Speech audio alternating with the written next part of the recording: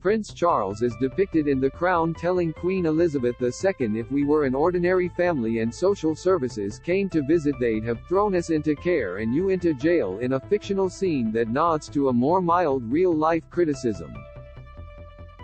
The script may take some viewers by surprise in its bluntness, and the passage of dialogue is not based on any known comments from King Charles III.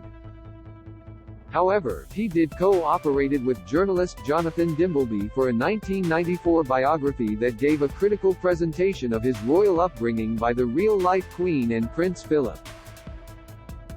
The Crown's depiction of Charles criticizing the Queen. Dominic West plays Prince Charles in Season 5 of the Netflix show and tells Imelda Staunton's The Queen he dreams of divorcing Princess Diana during the breakdown of their marriage in the 1990s.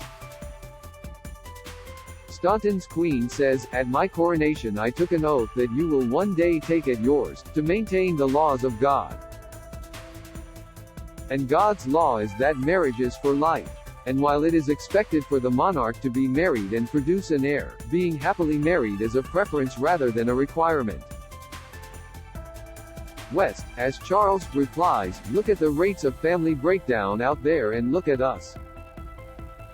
Margaret, divorced. Anne, divorced. Andrew, humiliated and heading for divorce.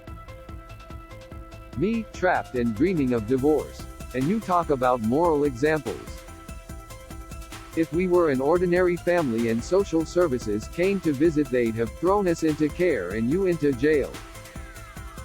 Staunton, as the Queen, replies, "That's enough." The real-life criticisms behind the Crown's depiction of Charles and Queen. King Charles III gave interviews and access to journalist Jonathan Dimbleby for the 1994 tome The Prince of Wales, a biography.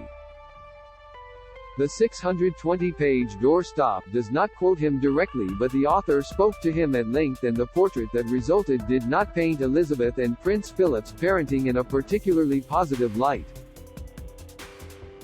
The book reads, "Indeed, he, Prince Philip, often seemed intent not merely on correcting the prince but even mocking him as well, so that he seemed to be foolish and tongue-tied in front of friends as well as family. To their distress and embarrassment, the small boy was frequently brought to tears by the banter to which he was subjected and to which he could find no retort. On occasion, even his closest friends found the Duke's behavior inexplicably harsh.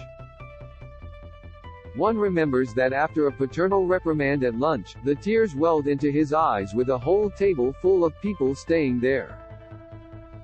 And I thought, how could you do that?" The biography describes Charles' relationship with his nanny, who was in extremis willing to administer a smacking, though also by nature, kind and gentle, quick to comfort and to encourage. It added, for Prince Charles, who had already discovered that only in the nursery could he always be assured of a cuddle, Mabel Anderson became a haven of security, the great haven to whom he invariably turned first for comfort and support. With parents who were often away, and were not, in any case, given to displays of affection even in private, Mabel Anderson came to assume a vital role in the prince's life.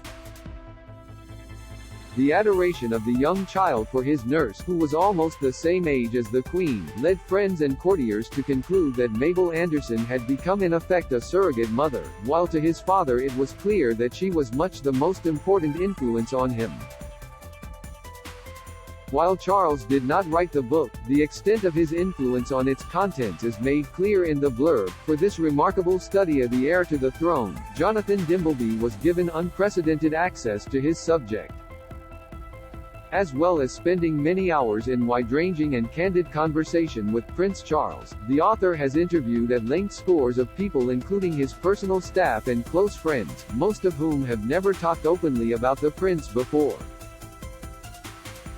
He has also drawn freely from the prince's own archives, including more than 10,000 letters, private journals and diaries, none of which has hitherto been made public.